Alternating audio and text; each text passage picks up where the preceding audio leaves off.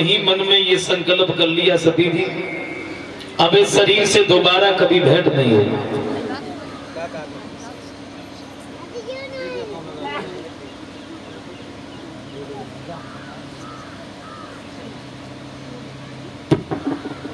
अब इस शरीर से दोबारा कभी भेंट नहीं होगी। समाधि को खींच करके भोले बाबा बैठ गए। अब कैलाश पर्वत पर इनकी बात को पूछने वाला कोई नहीं रहा। रो रही हैं, पछता रही हैं, रोती हैं, आहें भरती हैं, हिलकी लेके रह जाती हैं, बरधे तक बट तक धूनी पे शिखरों पर चक्कर खाती हैं। बड़ी हैरान है, सोच रही है मैं उनकी परीक्षा लेने के लिए क्यों चली गई। और सती जी को रोते रोते 1-2 दिन नहीं बल्कि 87,000 साल बीत गए।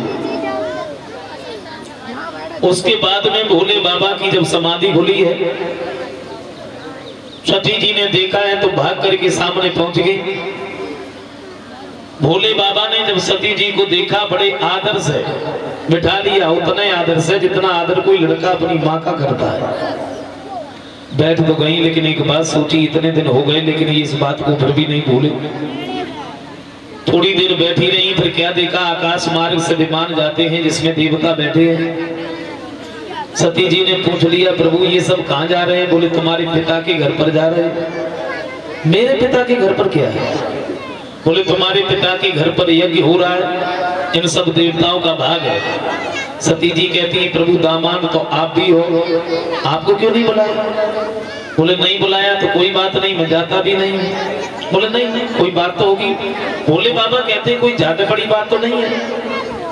ब्रह्मा जी की सभा लगी हुई थी, सब लोग बैठे थे, तुम्हारे पिता उस जगह पर पहुंचे, सबने उठ करके उनका सम्मान किया, लेकिन मैं अपनी जगह से हिला ही नहीं, मैं अपनी जगह पर ही बैठा रहा। इसी बात को लेकर के तुम्हारे पिता ने हमसे अपशब्द कहे और आज उत्सव में नहीं बुलाया। नहीं बुलाया तो कोई बात नहीं, वो अपने घर बैठे, मैं अपने घर बैठा। सती जी फिर कहती है, प्रभु अगर तुम्हारी आज्ञा हो तो क्या मैं चली जाऊं? बोले बिल्कुल नहीं। क्यों? बोले जब बिना बुलाए जाते हैं उनका सम्मान नहीं होता बल्कि अपमान ही होता है। सती जी कहने लगी, प्रभु देखो 3 घर ऐसे हैं जहाँ बिना बुलाए चला जाए। गुरु का घर, पिता का घर, मित्र का घर, बोले चला तो जाए, लेकिन उसमें भी एक कारण है।